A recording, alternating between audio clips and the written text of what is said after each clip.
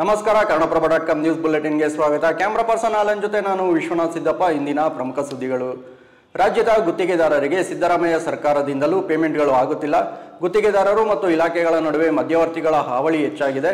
ಹಿಂದಿನ ಸರ್ಕಾರಕ್ಕಿಂತ ಹೆಚ್ಚಿನ commission demand ಮಾಡುತ್ತಿದ್ದಾರೆ ಎಂದು ರಾಜ್ಯ ಗುತ್ತಿಗೆದಾರರ ಸಂಘದ ಅಧ್ಯಕ್ಷ ಆರ್ ಮಂಜುನಾಥ್ ಗಂಭೀರ ಆರೋಪ ಮಾಡಿದ್ದಾರೆ.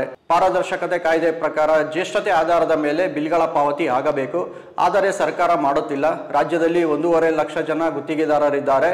ಅವರಲ್ಲಿ 60% ಸಣ್ಣ ಮತ್ತು ಮಧ್ಯಮ ವರ್ಗದ ಗುತ್ತಿಗೆದಾರರು. ಇವರಿಗೆ ಪೇಮೆಂಟ್ಗಳು ಆಗುತ್ತಿಲ್ಲ. ಕೇವಲ ಬಲಾಢ್ಯ ಗುತ್ತಿಗೆದಾರರಿಗೆ ಮಾತ್ರ ಪೇಮೆಂಟ್ ಆಗುತ್ತಿದೆ. ಮಿಕ್ಕವರು ಹೇಗೆ ಬದುಕಬೇಕು ಎಂದು ಮಂಜುನಾಥ್ ಪ್ರಶ್ನಿಸಿದರು. ಅಲ್ಲದೆ ಸಣ್ಣ ಹಾಗೂ ಮಧ್ಯಮ ಗುತ್ತಿಗೆದಾರರಿಗೆ ರು 5 ಲಕ್ಷದಿಂದ 50 ಲಕ್ಷದವರೆಗೆ ಹಣ ಬಿಡುಗಡೆ ಮಾಡಬೇಕು ಎಂದು ಆಗ್ರಹಿಸಿದ್ದಾರೆ.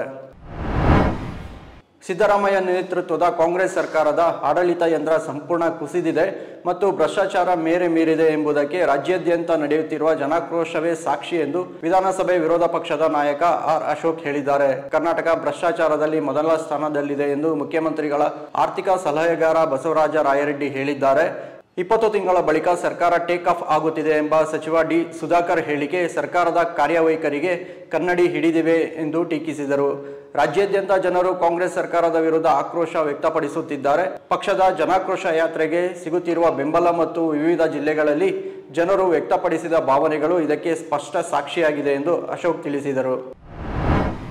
ಪ್ರವಾದಿ ಮೊಹಮ್ಮದ್ ಕುರಿತು ಅವಹೇಳನಕಾರಿ ಹೇಳಿಕೆ ನೀಡಿದ ಆರೋಪದ ಮೇಲೆ ಬಿಜೆಪಿ ಉಚ್ಚಾಟಿತ ಶಾಸಕ ಬಸನಗೌಡ ಪಾಟೀಲ್ ಯತ್ನಾಳ್ ವಿರುದ್ಧ ಎಫ್ಐಆರ್ ದಾಖಲಾಗಿದೆ. ಹುಬ್ಬಳ್ಳಿಯಲ್ಲಿ ಮಾತನಾಡಿದ್ದಾರೆ ಎನ್ನಲಾದ ವಿವಾದಾತ್ಮಕ ಭಾಷಣಕ್ಕೆ ಸಂಬಂಧಿಸಿದಂತೆ ಮೊಹಮ್ಮದ್ ಉನಾನ್ ಎಂಬುವರು ವಿಜಯಪುರ ನಗರ ಗೋಳಗುಮ್ಮಟ ಪೊಲೀಸ್ ಠಾಣೆಯಲ್ಲಿ ದೂರು ದಾಖಲಿಸಿದ್ದಾರೆ. ಏಪ್ರಿಲ್ 7ರಂದು ಹುಬ್ಬಳ್ಳಿಯಲ್ಲಿ ನಡೆದ ಸಭೆಯನ್ನುದ್ದೇಶಿಸಿ ಮಾತನಾಡಿದ ಯತ್ನಾಳ್, ಪ್ರವಾದಿ ಮೊಹಮ್ಮದ್ ಬಾಳಾ ಸಾಹೇಬ್ ಠಾಕ್ರೆ ಮನೆಯಲ್ಲಿ ಜನಿಸಿದ್ದರು ಎಂದು ಆಧಾರರಹಿತ ಮತ್ತು ಆಕ್ಷೇಪಾರ್ಹ ಹೇಳಿಕೆ ನೀಡಿದ್ದಾರೆ. ಇದು ಇಸ್ಲಾಂ ಧರ್ಮ ಮತ್ತು ಪ್ರವಾದಿ ಮೊಹಮ್ಮದ್ ಅವರ ಬಗ್ಗೆ ಅವಹೇಳನಕಾರಿ ಹೇಳಿಕೆ ನೀಡಿದ್ದಾರೆಂದು ಆರೋಪಿಸಲಾಗಿದೆ. ತುಮಕೂರಿನ ಸಿರಾದಲ್ಲಿ ರಾಜ್ಯದ 2ನೇ ಅಂತಾರಾಷ್ಟ್ರೀಯ ವಿಮಾನ ನಿಲ್ದಾಣ ನಿರ್ಮಿಸಬೇಕು ಎಂಬ ಬೇಡಿಕೆ ಬಲಗೊಳ್ಳುತ್ತಿದ್ದು, ಇದಕ್ಕೆ ಗೃಹ ಸಚಿವ ಜಿ ಪರಮೇಶ್ವರ್ ಸಹ ಬೆಂಬಲ ಸೂಚಿಸಿದ್ದರು. ಆದರೆ ಮೂಲ ಸೌಕರ್ಯಾಭಿವೃದ್ಧಿ ಸಚಿವ ಎಂಬಿ ಪಾಟೀಲ್ ಮಾತ್ರ ಇದು ಕಾರ್ಯ ಸಾಧುವಲ್ಲ ಎಂದು ಹೇಳಿದ್ದಾರೆ.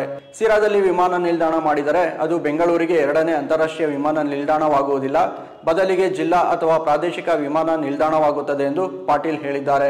ಟಿಬಿ ಜಯಚಂದ್ರ ಸೇರಿದಂತೆ 35 ಕಾಂಗ್ರೆಸ್ ಶಾಸಕರು ಇತ್ತೀಚೆಗೆ ಸಿಎಂ ಸಿದ್ದರಾಮಯ್ಯ ಮತ್ತು ಕೇಂದ್ರ ನಾಗರಿಕ ವಿಮಾನಯಾನ ಸಚಿವರಿಗೆ ಸಿರಾದಲ್ಲಿ 2ನೇ ಅಂತಾರಾಷ್ಟ್ರೀಯ ವಿಮಾನ ನಿಲ್ದಾಣ ನಿರ್ಮಿಸಿ ಎಂದು ಮನವಿ ಪತ್ರ ಸಲ್ಲಿಸಿದ್ದರು.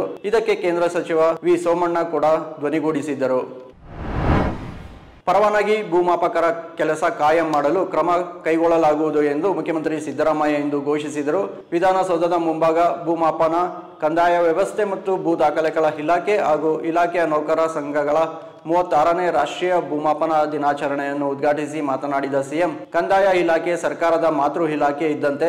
ಈ ಇಲಾಖೆ ಅಚ್ಚುಕಟ್ಟಾಗಿ ಕೆಲಸ ಮಾಡಿದರೆ ರೈತ ಸಮುದಾಯ ನೆಮ್ಮದಿಯಾಗಿರುತ್ತದೆ. ಕೃಷ್ಣ ಬೈರೇಗೌಡರ ನೇತೃತ್ವದಲ್ಲಿ ಕಂದಾಯ ಇಲಾಖೆಯಲ್ಲಿ ಅತ್ಯುತ್ತಮ ಕೆಲಸಗಳಾಗುತ್ತಿವೆ ಎಂದು ಮೆಚ್ಚುಗೆ ಸೂಚಿಸಿದರು. ಇವು ಇಂದಿನ ಪ್ರಮುಖ ಸುದ್ದಿಗಳು. ವಿವರವಾದ ಸುದ್ದಿಗಳಿಗಾಗಿ ಕನ್ನಡಪ್ರಭ.com ನೋಡಿ. ನಮಸ್ಕಾರ.